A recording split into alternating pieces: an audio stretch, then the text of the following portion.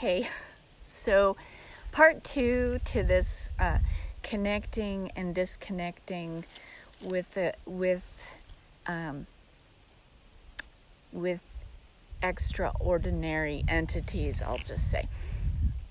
So when a group of people is working together, it is possible for the people to each show up with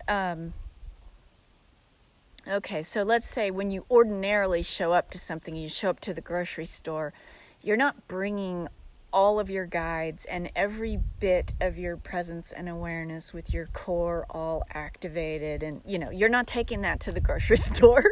I hope. If you do, you might be getting drained a lot.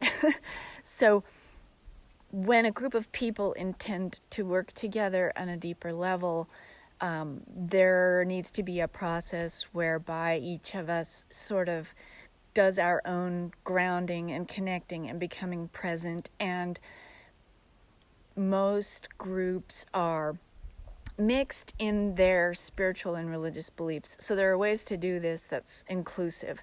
So if I'm working with a group of people, we sit in a circle, and I invite everyone to check in, and that's a process of just becoming more present. So I might say, when it's your turn going around the circle, I'd like you to just take a few breaths and share for a minute or two about what's been going on, and just kind of let that be your moment to arrive here and now. So as each of the people are checking in, they're becoming more present. And then if we do some rounds of dialogue in which I or another facilitator asks some poignant questions, we draw people deeper. And to the extent that everybody is present and aware and participating, the virtue of being in a circle and us all being checked in co-creates an entity. It could be temporary because this circle is just a one-time thing, or it could be that you're a club or an organization or a team and you meet regularly. So this entity that's comprised of all of our higher selves and guides and our sort of luminous multidimensional light bodies are all like in the circle, and they blend together to create an entity that could be considered an egregore or a deva, depending on your tradition. There's several ways to describe it. I've heard it called just the circle being. So if we're all checked in and we're present and activated in whatever ways that makes sense to us based on our current awareness of the world, then it becomes possible for this circle entity to be an entity that we can commune with and check in with and do readings on. So when I was working professionally and say having a group deep dive into some tricky or sensitive things, a lot of the times I was doing this work, we were in the topics of civil rights and diversity and inclusion and psychological safety and sort of deeper things. So if you, as a facilitator, as I'm guiding people to go deeper and deeper in the conversation, I'm also connected to the room, to the group, to the circle entity. And so internal to myself, I could ask it questions. I could have a dialogue with it, just like I might have a dialogue with my higher self or with an ancestor.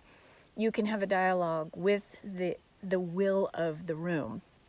Also, every creation in existence has its overlighting deva. So for instance, there's an overlighting deva of cats, and cats everywhere have this one deva, this one, we could call it a collective consciousness. You could think of it as like a little deity or a sponsor, or or just the collective, cohesive, united catness that is cats everywhere. And so, just as an illustration, if I was all connected to my guides and my guidance system, and I wanted to ask a question about a local cat nearby, I might ask to be connected to the diva of cats, and then I could commune with that cat and ask questions about the health of this cat in front of me. So every group has one of these entities. So for instance, if I was part of this particular work I was doing in my former career was within an agency. So I might be with a team of people from an office in Portland, but we were all part of the same larger agency. So doing the work, I would say I would be connected. I would ask everybody to check in. And then internal to myself, I would ask to be connected to my higher self and all of my guides. And then I would ask to be connected to the room, the circle entity. And then I would be asked to be connected to the entity representing the shared consciousness of that entire office or that region or that agency. So that during that period of time, you can take a reading, you can ask yes or no questions, you can get a sense, you can experience information from perspectives and vantage points that are not your ordinary local perspective. So as a facilitator, you can be doing that while running a room. But the experience that the individuals are having really depends on what is the purpose of this conversation or the circle. So many of the times that I engaged in this way, I was the only person working these depths of these higher levels of talking to the collective levels instead of just the individual levels. But you can also, so when it's possible, when your group is all sort of in on it, you can all have feeds. So if you pictured that, there would be connections, the local people, let's say 5 people sitting in a circle, their heart chakras connected because they're present and dialed in. Their vision centers, their throat chakras, all of the things that we've asked to be engaged in the conversation would have streams of energetic threads going back and forth to them. But then each person connected down to the earth and up to the heavens, there would be lines going, feeds, streams going that way.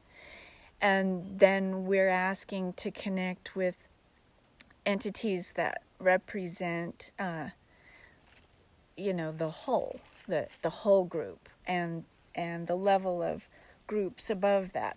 So you would at some point just have these multidimensional feeds of light and energy and information just connecting. I have pictures of this that I've sketched to try and help explain it. I should have brought one of them with me, sorry. So, yeah, you can actually have quite a lot of your perceptive capacity really wound up in this, and it's amazing, and it's so easy to get addicted to because it just feels so incredible to know, feel, be, do, understand so many things at once. But you absolutely have to shut every single thing back down. And it needs to be closed down in the same way, but in reverse order. So in video 1, when I mentioned that, I had a set way of talking to my guides, this group work is the same. So anything that's been connected needs to be disconnected. So if you've asked your participants to get in touch with their guides or their ancestors, you need to remind them to bring all that back in. So in whatever order you started it, you need to reverse it. And my very beginning and very ending was always, you take it always back to the local selves. So if you remember, we started this out by having each of those people check in for a minute or two about where they're at. So at the end, then we do a check out. In this check out process, everybody has disconnected and they're just arriving right back in the right here and now, just the local self, not the guides, not the extra feeds. And then from that place, just say your final last bit. I'm going to model it now and then I'm going to end the video. Wow, okay. I fake called some connections that I feel they're really here, so I'm just going to say thank you. Thank you. Yes.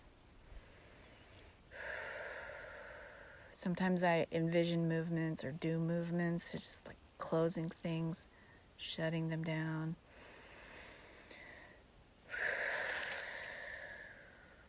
Thank you.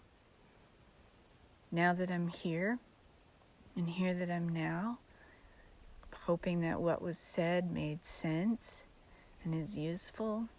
Hoping I didn't babble and ramble. I'm hoping that whoever hears this gets the medicine that they need. And the very last words are, and I am out. So each of the times that I've facilitated groups and became privy to non-ordinary information, I got people to check out and shut it all back down. I was able to move into life and take things with me, but at this ordinary level of consciousness. But on the occasions in which something or some person disrupted the closing process, sometimes there wasn't a close, and I had the unfortunate experience of being awake all night long, hearing and seeing and feeling things that weren't for me. They weren't useful at all. And that kind of thing can fry the nervous system. And so I'm thankful for the opportunity to share that. And I really am out. Love you guys.